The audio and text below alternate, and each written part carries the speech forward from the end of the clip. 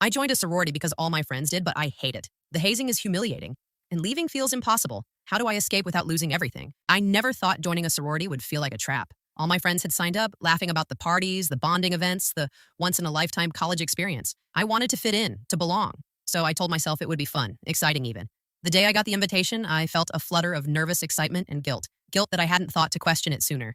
The initiation meeting was intimidating, but I tried to smile, nod, and laugh along. Everyone seemed so confident, so polished, like they had rehearsed every expression and word for months. I wondered how I could ever belong here. I felt tiny and out of place. The older members, the sisters, welcomed me with smiles that didn't reach their eyes. It felt like a performance, a test I didn't know the rules for.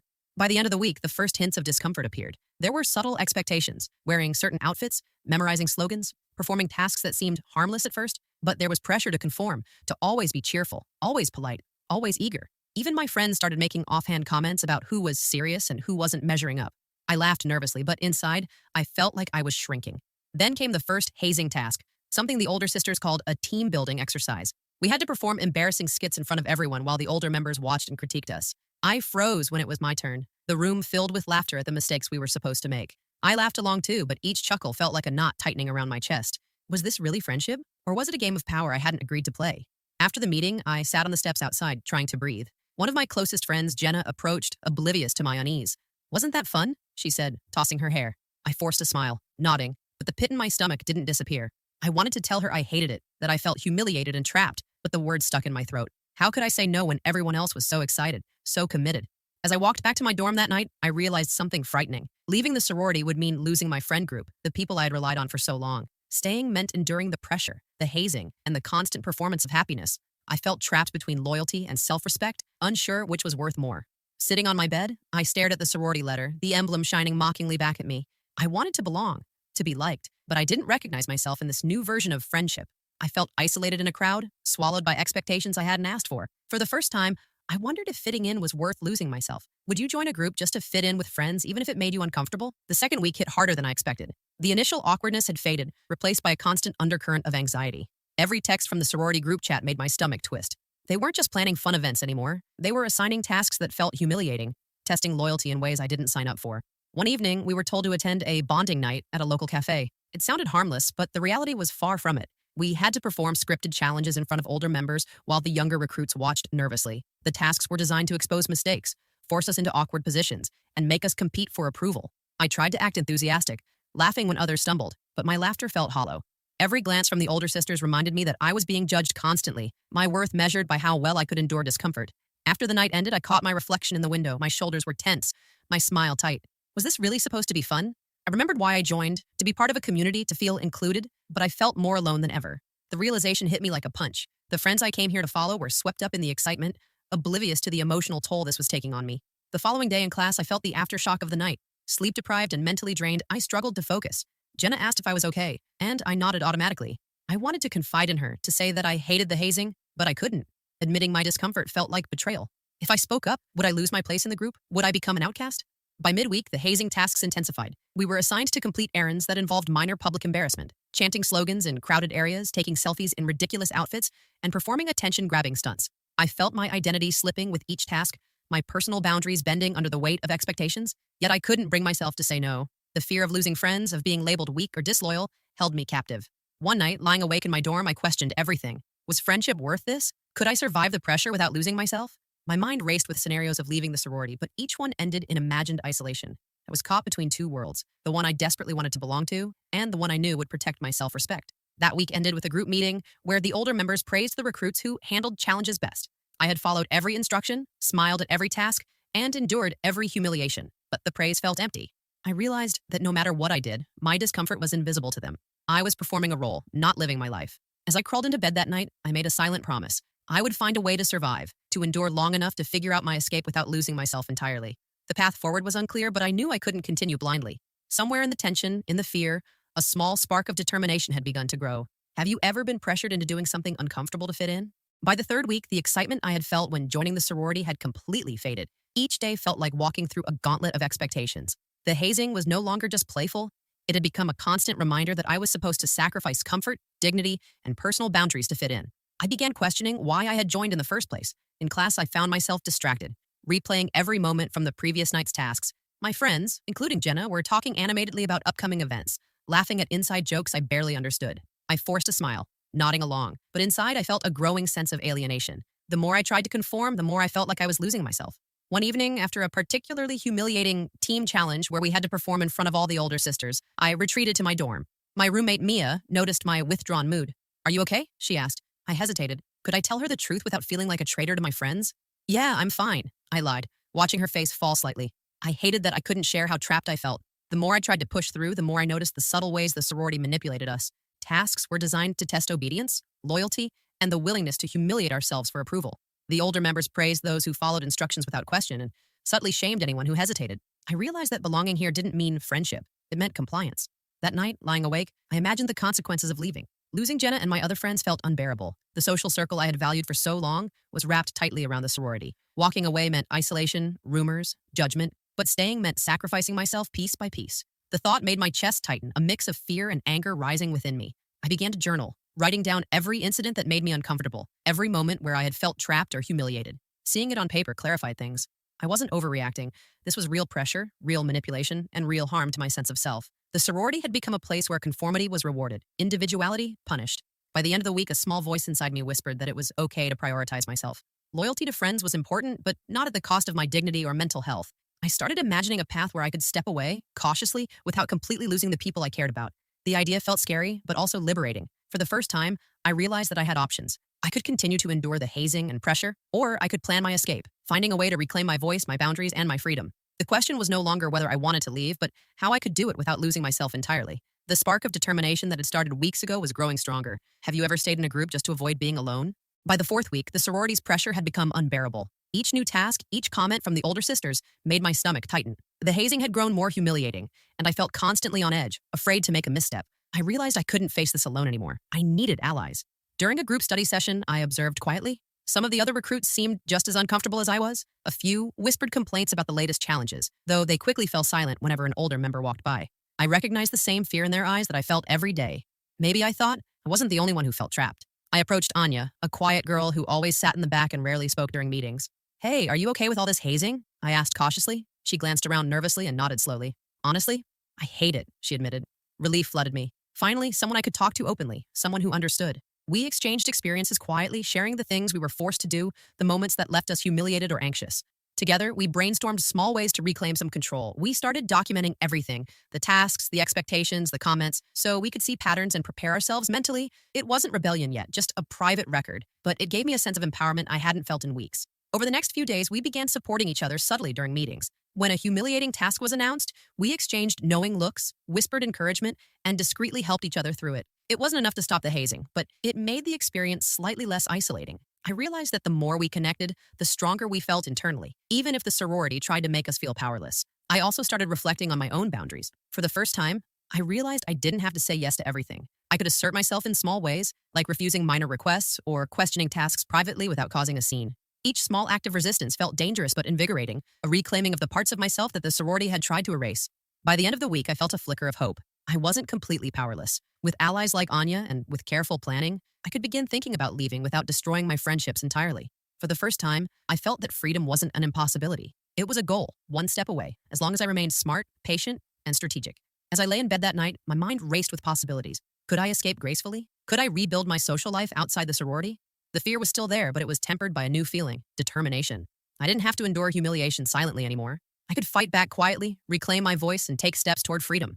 Have you ever found strength in forming secret alliances in a difficult situation? By the fifth week, the sorority's hazing had escalated into something that felt unbearable. Each meeting brought a new task, more humiliating than the last. The older sisters watched us like hawks, measuring obedience, loyalty, and willingness to sacrifice dignity for approval. I felt my patience wearing thin, my anxiety mounting with every expectation placed on me. One evening, we were summoned for a special challenge. The older sisters didn't provide details, just strict instructions to arrive on time, fully prepared. When we got there, the reality hit me like a punch. We were to perform a skit in front of all the active members, wearing costumes that made us feel ridiculous, reciting lines designed to embarrass us. My heart pounded in my chest. I felt cornered, trapped, and utterly exposed. I glanced at Anya, who gave me a small, nervous smile. We had formed a quiet alliance, helping each other survive these tests. But even with her by my side, I felt the weight of expectation pressing down. The room filled with laughter, some nervous, some cruel, as the older sisters directed us to begin. I took a deep breath, focusing on the small act of surviving this moment rather than pretending it was fun. When it was our turn, the humiliation surged. I stumbled over my lines, my cheeks burning. The older sisters smirked, whispering critiques. I forced a smile, fighting tears. I noticed Anya faltering too, and instinctively I reached out, whispering encouragement. Together, we finished the skit, bowing as instructed, hearts racing. Afterward, the older sisters clapped politely, their eyes gleaming with satisfaction. But something had shifted in me. I realized that enduring this wasn't making me stronger. It was eroding a part of me. I couldn't keep performing for approval at the cost of my dignity. That night, alone in my dorm, I made a quiet decision. I needed to plan my escape. The hazing, the manipulation, the pressure to conform, none of it deserved my submission. I started outlining small steps. I could gradually distance myself, reclaim my time, and prepare a graceful exit without losing my social circle entirely. The thought of standing up, even subtly, filled me with both fear and determination. I knew the older sisters would resist, that gossip and judgment might follow, but I also realized that nothing could outweigh my need to regain control over my life. The spark of courage grew stronger the following days. I observed the sorority dynamics closely, identifying who might support me quietly, who would spread rumors, and how I could navigate conversations to minimize backlash. Every interaction became a strategic exercise: how to assert myself, how to survive, how to plan my exit without triggering confrontation. By the end of the week, I felt a mixture of fear and exhilaration. The sorority still held power, but I had begun reclaiming mine. I realized that stepping away wouldn't be easy, but staying in silence was no longer an option. The pivotal challenge had shown me that courage wasn't just enduring humiliation. It was deciding to take back control, even if it meant risking social discomfort. How would you handle a challenge that humiliates you but seems mandatory to belong? The 6th week was the first time I actively tested my plan to step back from the sorority without triggering suspicion. I had spent nights analyzing the group dynamics, identifying the moments when I could assert boundaries quietly, and the allies who might support me. Every decision now felt like a delicate calculation. It started with small refusals. When the older sisters announced another humiliating challenge, I pretended to be busy with an academic commitment. My excuse was believable enough that they didn't push too hard. Inside, I felt a mixture of relief and guilt. Relief that I had avoided the task, guilt that I wasn't conforming fully. But I reminded myself, my dignity mattered more than blind compliance. Anya noticed my subtle rebellion. After a late-night study session, she whispered, "You're braver than you realize." Her encouragement fueled me. It was comforting to know I wasn't alone, that someone understood the internal struggle of wanting to belong while protecting oneself. Together, we brainstormed other ways to maintain appearances while reclaiming autonomy. Over the next few days, I started speaking up in small ways. I offered constructive feedback during meetings, suggested alternate ideas for events, and politely declined requests that crossed my personal boundaries. Each interaction was carefully measured to avoid confrontation, yet I could feel the shift within me. I wasn't just surviving, I was asserting control. Despite these small victories, the fear of social backlash lingered. Friends who had once been allies looked puzzled at my hesitancy. I worried they might misinterpret my behavior as disloyalty. Every smile, every word, every laugh had to be calibrated to maintain trust while preserving my freedom. The mental exhaustion was immense, but it also strengthened my resolve. One afternoon, Jenna cornered me with a cheerful grin. "You've been quiet lately. Everything okay?" I hesitated, choosing my words carefully. "Yeah, just focusing on studies," I replied.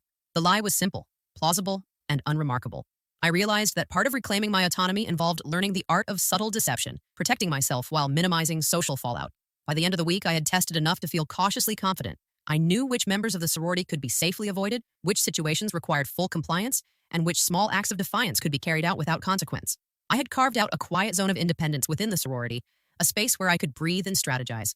That night, lying in bed, I felt a sense of empowerment I hadn't known since joining. The pressure hadn't vanished, but for the first time, I realized I had options. I could continue enduring, or I could leave, but this time, I could plan my exit strategically, protect my friendships, and preserve my dignity. The spark of courage from the pivotal challenge had grown into a quiet flame, guiding me toward freedom. Have you ever tested boundaries to see how much freedom you can reclaim? By the 7th week, I knew the time had come to take bolder steps. I had tested boundaries, built quiet alliances with Anya and a few other recruits, and discovered that the sorority's power over me was mostly psychological. Now, it was time to reclaim my freedom without burning bridges. The first step was distancing myself subtly. I stopped volunteering for extra tasks, declined after-hours bonding events, and prioritized my studies. Each refusal was met with curious glances, but I kept my tone polite, my smiles intact. I had to maintain the illusion of compliance while quietly asserting independence. Every interaction was carefully calculated. Too much defiance could provoke backlash, too little would keep me trapped. Anya and I started meeting outside the sorority context, forming a support system. We shared our fears, validated each other's experiences, and planned how to step back without losing our friendships. Having her by my side made me feel less isolated and more capable of standing my ground. We realized that courage didn't mean dramatic rebellion. It meant consistent, quiet resistance paired with strategic planning. The pressure intensified when an older member, Carla, called me aside to ask why I wasn't participating as eagerly. My heart raced. I could feel the scrutiny in every word, every pause. I chose my response carefully. "I'm focusing on balancing academics and sorority responsibilities," I said, keeping my tone neutral. She nodded slowly, apparently satisfied, and walked away. Inside, I exhaled. My voice, calm and measured, had held up against intimidation. I continued executing small acts of autonomy over the next few days, turning down late-night calls, skipping unnecessary social media posts, and prioritizing my personal projects. Each act felt risky but empowering. I began documenting everything: tasks, conversations, and subtle acts of intimidation. The record was for me, a reminder that I had reason to claim my freedom, and a plan to protect myself if rumors arose. Meanwhile, the whispers among my peers began to surface. Some speculated that I was changing or becoming distant. I didn't respond. I didn't need approval. The social tension was uncomfortable but tolerable. I reminded myself that discomfort was temporary and freedom was permanent. By the end of the week, I had mapped out my exit. I would gradually reduce participation, protect friendships outside the sorority, and step away entirely when the timing was safest. The fear of social rejection still lingered, but it had less power over me than before. I had grown stronger, more strategic, and more confident in my right to prioritize myself. That night, I lay in bed reflecting. The sorority had tested me in every way: humiliation, pressure, manipulation, but it had also shown me the strength I didn't know I had. The plan to leave wasn't a sign of weakness, it was a testament to courage.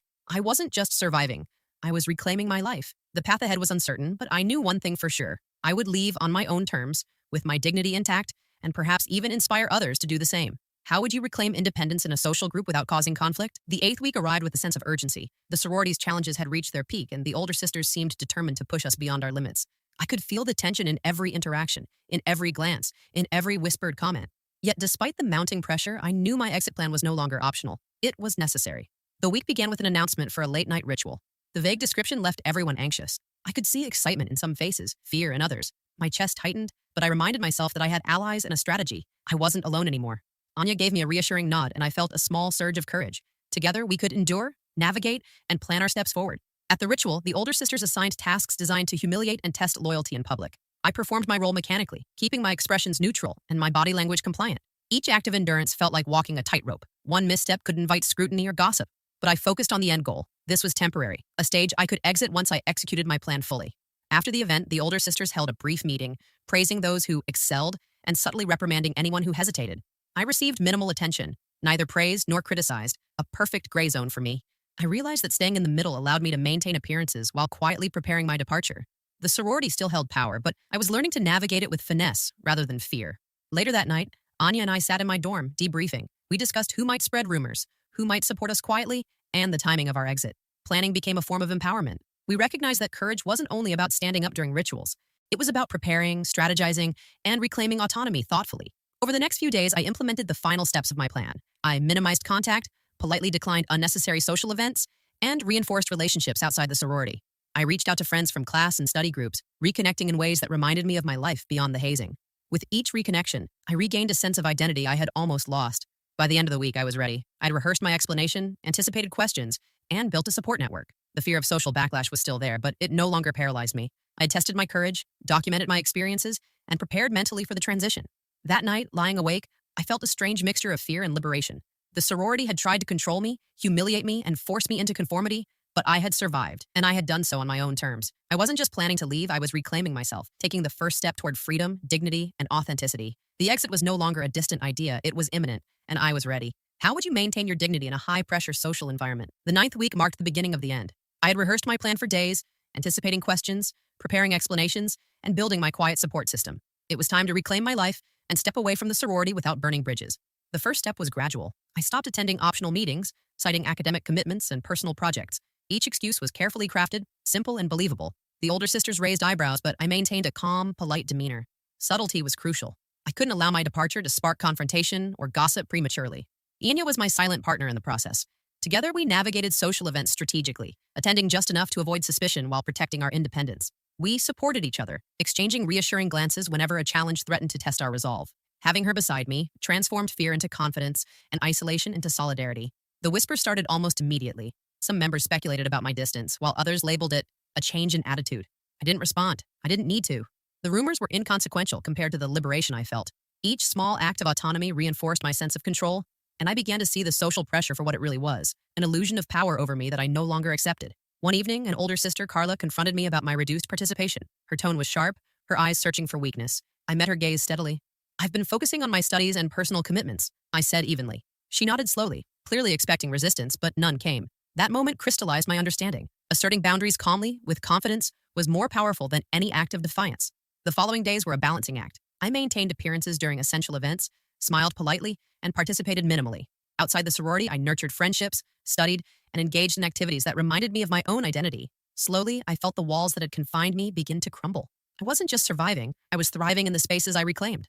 By the end of the week, the exit was no longer theoretical, it was real. I had set the stage for a full departure while minimizing backlash. The fear of judgment remained, but it was tempered by empowerment. I had faced pressure, humiliation, and subtle manipulation, yet I had navigated it with strategy, courage, and dignity. Lying in bed that night, I reflected on the journey. The sorority had tested every ounce of my patience and resilience, but I had endured and reclaimed myself. My exit was imminent, and I knew that stepping away would not be the end. It would be a beginning of authenticity, self-respect, and freedom from manipulation. I felt a mixture of relief and anticipation.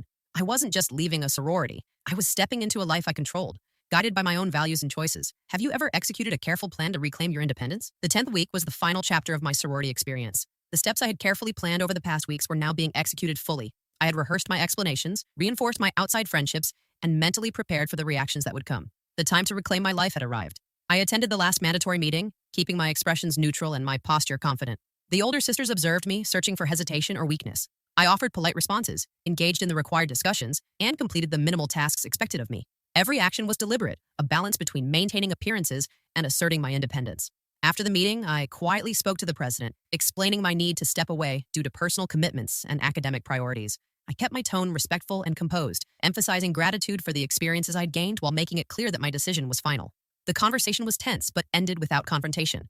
I felt a surge of relief and empowerment. I had voiced my choice with confidence, reclaiming control over my life. Outside the sorority, I reconnected fully with friends from class, study groups, and other social circles. Each interaction reinforced a sense of belonging based on authenticity rather than conformity. I realized that friendships grounded in mutual respect and understanding were far more fulfilling than belonging to a group that demanded obedience and sacrifice of personal dignity. I also reflected on my journey, the fear, the humiliation, the subtle manipulations, and the strategies I had developed to navigate them. I realized that the sorority, while challenging, had taught me valuable lessons about resilience, courage, and the importance of boundaries. I had discovered strength I didn't know I possessed and learned that standing up for oneself, even quietly and strategically, was a form of empowerment. As I walked away from the sorority house for the final time, I felt a mixture of relief, pride, and liberation. The social pressure, the fear of judgment, and the expectations that had felt inescapable were finally behind me. I wasn't just leaving a group, I was stepping into a version of myself that was free, confident, and unapologetically authentic. That night, lying in bed, I allowed myself to feel the full weight of my accomplishment. I had endured, strategized, and emerged stronger. I had preserved my friendships while reclaiming my autonomy. I had turned fear into determination, humiliation into resilience, and pressure into self-awareness. I realized that freedom wasn't merely the absence of constraint, it was the presence of choice, the ability to live according to my own values. For the first time in weeks, I slept peacefully. The journey had been challenging, but it had shaped me into someone who could face future pressures with courage, wisdom, and self-respect. I had left the sorority not as a defeated recruit, but as a young woman empowered, confident, and ready to embrace life on her own terms. What lessons can you take from challenging experiences about self-respect and courage?